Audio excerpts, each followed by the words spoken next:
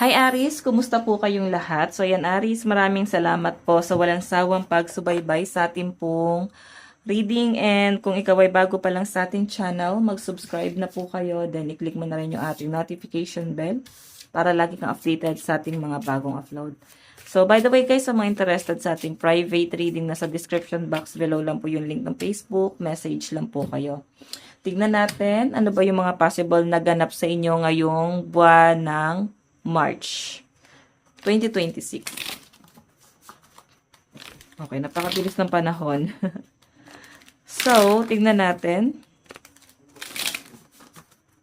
Ano ba yung possible na ganap sa inyo ngayong March 2026? Aries, Sun, Moon, Rising, and Venus sign.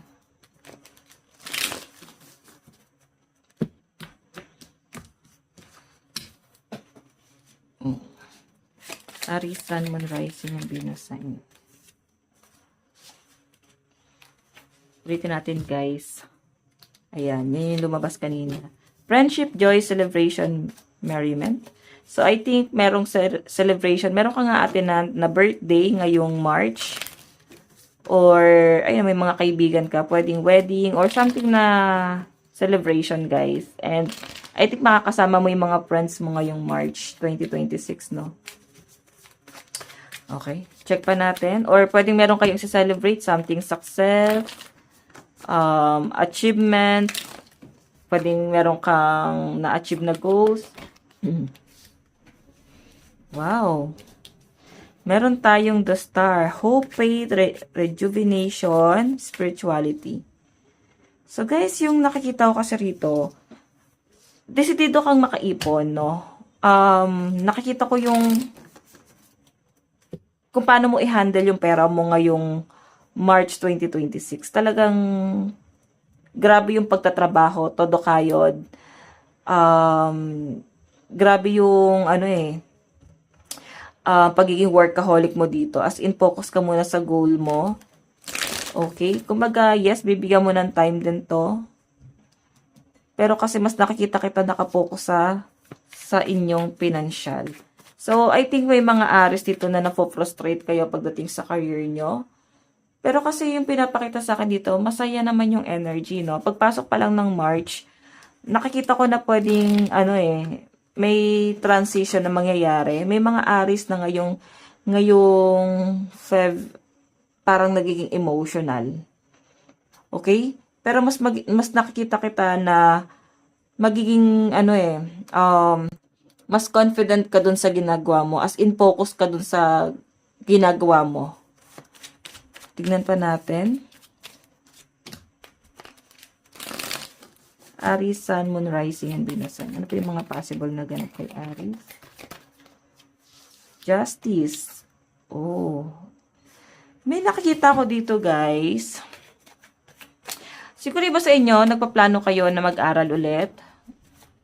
Gusto niyo mag-change ng career, no? So, may mga realization ka na ganyan ngayong March, no? Nasa-sense ko din na pagdating to sa contract, ayan, baka nag-sign ka ng bago mong kontrata and nakikita ko na mas magiging motivated ka dun sa ginagawa mo. Okay, wala kang choice eh. May frustration, pero nakikita ko guys, iba yung nakikita kong energy rito. Yung frustration mo, pwedeng dala lang to ng retrograde. Pero mas nakikita kitang mas magiging positive ka ngayong March.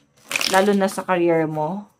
Okay? Kung nag-renew ka, nag-sign ka ng contract, yung iba sa inyo guys, pwedeng nagpaplano kayong mag-aral ulit, mag-law, or mag-change ng career. Ganon yung nasasagap ko rito guys. Okay, may nasa-sense din ako sa mga Aries ngayong March na parang may gumugulo sa isip nyo, may something missing, no? Gusto nyo guys ng clarification or as in, at least parang closure dun sa bagay na yon. Tignan pa natin. Aries, Sun, Moon, Rising, and Venus sign. Aries, Sun, Moon, Rising, and Venus sign.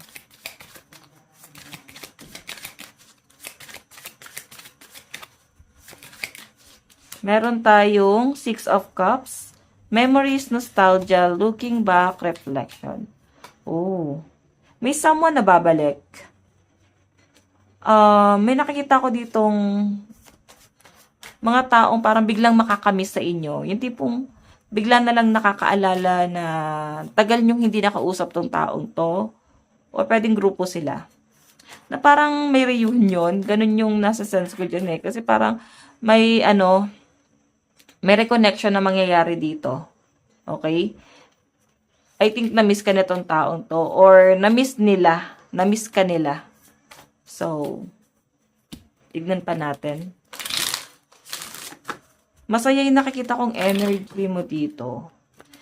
And may nakikita rin ako sa mga Aries, parang gusto niyo ng something changes sa buhay na meron ka ngayon. Gusto mo ng pagbabago sa buhay mo ngayon. Tignan pa natin. Aries.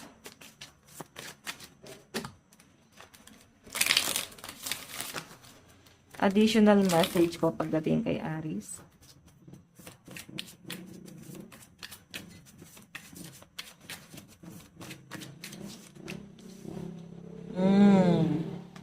May nakikita ko dito pagdating sa love life mo, Aries, ha. Parang may gustong mag-offer ng cup of love sa inyo. Wait lang, guys. Ayusin ko. Ayan, so di ko na maayos. Hayaan na natin ganyan. Parang may tabingi talaga dito. Baka ito. Okay, so, guys, may mag-offer talaga. May magpaparamdam mo, may lalambing na naman sa inyo. Kasi ko parang, ang weird nitong taong to. Parang ganon. Mapapaisip ka, parang ang weird niya. May kakaiba sa kanya. Pero kasi tignan mo, may karelasyon ka rito eh. Nakapokus ka rito. Okay, yung iba naman sa inyo guys na in relationship dito, pwedeng mag-doubt ka dun sa intention sa inyo ng person mo. Mag-doubt ka dun sa relationship mo. May parang energy kasi na hindi ka pa pala ready na mag-commit dito sa taong to. Kasi tignan mo yung energy mo. As in, doubt ka pa sa taong yan. Kahit sabihin natin na maganda yung pinapakita niya sa inyo.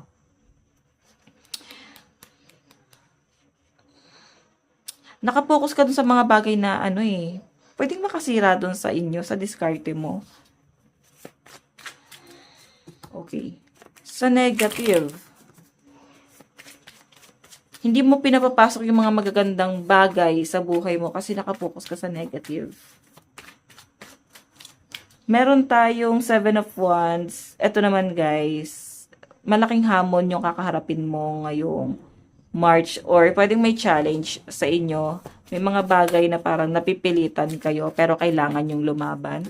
Ganun yun sa sense ko. And magsaset ka ng boundaries sa mga bagay na nakasanayan nyo. Lilimitahan mo rin yung mga bagay na hindi pa naman kailangan ngayon kasi as in magpo-focus talaga ang mga Aries sa kanilang career. And parang may pag-iipunan. Okay. Tingnan pa natin, Aries.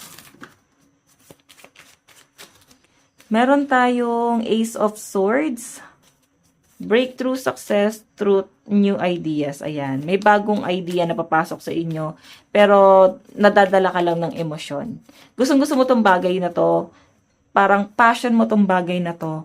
Ang nasa-sense ko lang dito, hindi mo lang alam kung paano mo siya sisimulan. Okay? Hindi mo lang alam parang kung paano mo siya parang gagawin. Nadadala ka lang ng emosyon dito. So, plano pa lang siya, guys. Pero ngayon pa lang kasi guys, possible na kung hindi ka nagiging thankful sa buhay na meron ka ngayon, or parang may frustration ka, isipin mo na lang parang breakthrough to para sa inyo. Kasi hindi lahat ng tao nabibigyan ng ganyang pagkakataon. Tapos mapalad ka kasi nabigyan ka ng chance.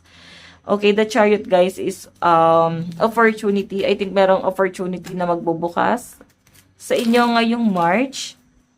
Ayan, ang bilis na to. No? Kumbaga parang ang bilis sinagot ni universe yung mga hinihiling mo. Like yung frustration mo sa trabaho mo guys, parang bibigyan niya agad ng solusyon. Yan yung nasasaga ko dyan. Okay, additional message. Tignan natin.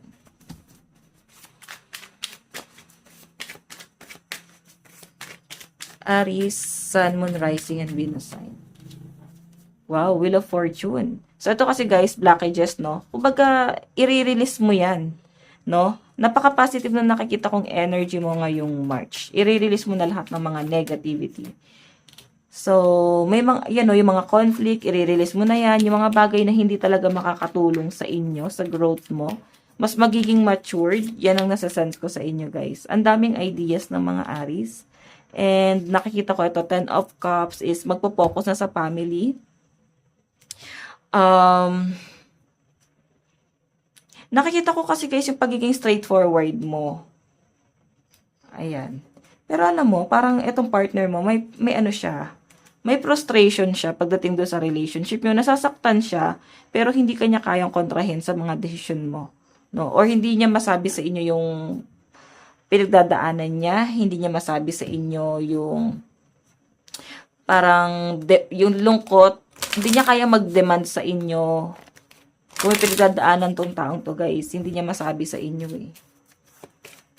Oo, kasi mas importante sa kanya yung emosyon mo. Mas importante sa kanya yung pinagdadaanan. So, ayaw niya na dumagdag pa. Again, advice, meron tayong emotion are running high, di ba? So, ano lang yan guys, may ups and down. Pwedeng pag sobrang saya mo, sobrang saya. Pag sobrang lungkot, sobrang lungkot. So, parang lahat magiging sobra. Pero at least guys, balance lang, no? Again, Aries, ito lang pong inyong reading ngayong March 2026. Maraming salamat po. Bye-bye.